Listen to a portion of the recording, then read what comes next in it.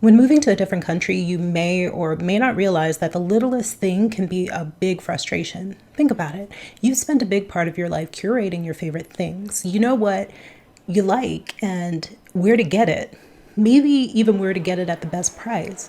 But now you don't have access to them.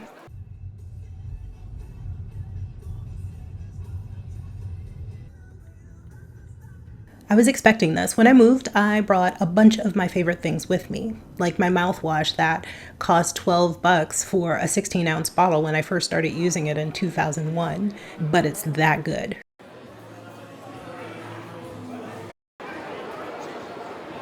It wasn't your typical mouthwash. I'm a heavy tea drinker and it got rid of the stench immediately. It would do the same for coffee, garlic, and onion breath. I worked in close quarters as a flight attendant, and it was the least I could do for my colleagues and passengers. This is about what it's like when familiarity runs dry, how finding something as simple as a new trusted product can become symbolic of finding your footing in a new place. TheraBreath is far cheaper now at under $9 a bottle. If I were to buy it here, I'd have to get it online. The thing is, if the price is low, the shipping costs a lot. Otherwise, the price is way too high.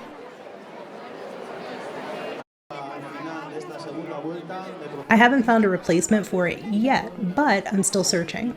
When moving abroad, you end up doing a lot of searching for things to replace the things you've grown accustomed to.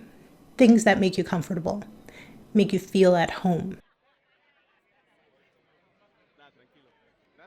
I just ran out of my favorite lotion, Aveeno. I can buy it online and pay an arm and a leg for it, or I can find a replacement. This isn't a luxury, it's a need. I will not be ashy. This was a big part of my life. It was so woven into my routine that it kind of faded into the background. Growing up, if you were ashy, you were made fun of. Being dark skinned, my opportunities for my skin looking dry are exponential. Aveeno made my short list for years. It's unscented, gentle, and keeps me from looking dusty. Also, it keeps my eczema at bay. It was a staple in my bathroom. Did you hear that? Was.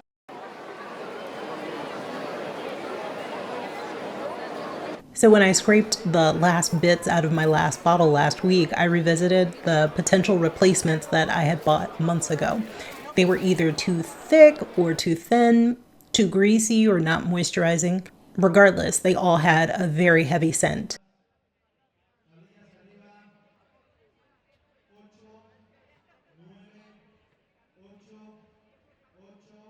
I'm in Europe, a place that prides itself on apothecaries. There has to be an affordable equivalent to Aveeno. My one rule is that whatever I find has to be as effective as Aveeno and doesn't smell like perfume. Okay, make that two requirements. Ashiness is not a look I aspire to. Neither is attracting farm flies with a scent that may not suit my chemistry.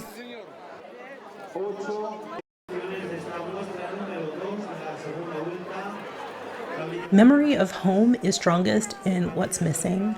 I looked from pharmacy to supermarket to parafarmacia, searching for something that worked. Each time I tried something new, it wouldn't suit what I needed. And as I looked, I realized that unscented is not as much of a priority here as it is back home. I realized even sensitive options have perfume, just a little bit less.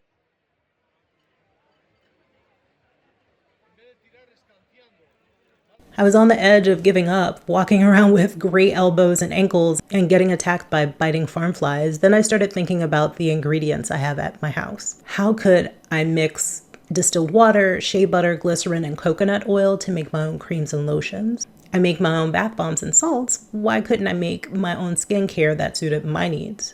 I never got around to experimenting beyond creating recipes in my head.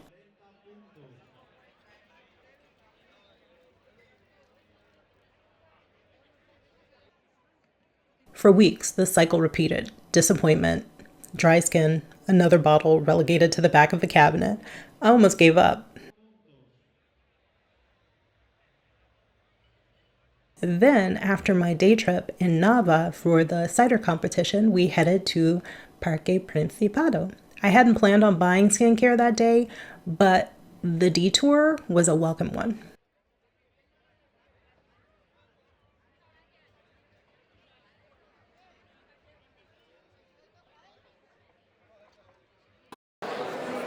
I popped in Arenal.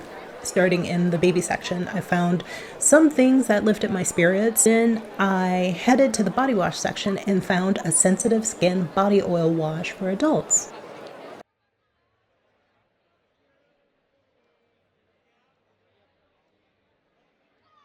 I checked the ingredients and it looked very promising: water, glycerin, and all the rest of the stuff that goes in there. But I needed to know what it smelled like. It actually smelled like nothing much. Yes, there was perfume to it, but nothing strong. So I bought it along with the wash.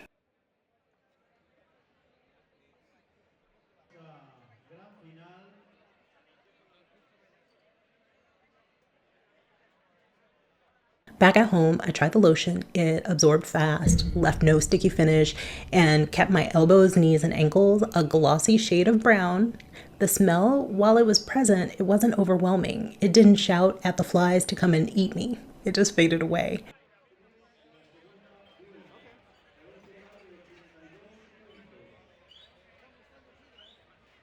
I found a near perfect replacement.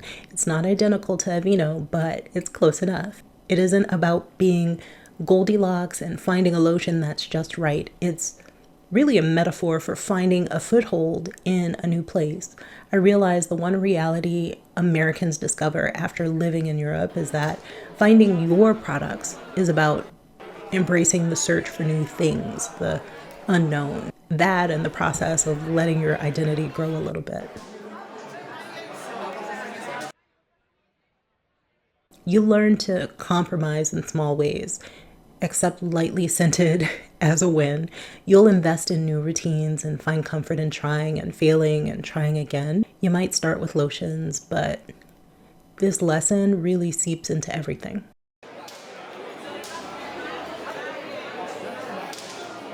It even happened with the cider. Who knew I could find a replacement for my favorite brag, apple cider vinegar? Of course, I found one that I like even better here, the apple cider capital.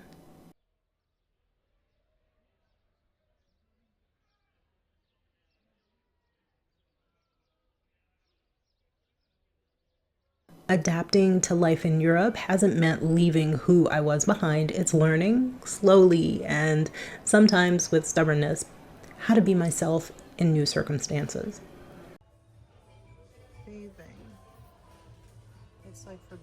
Thanks for joining me. Subscribe if you haven't, and I'll see you next week.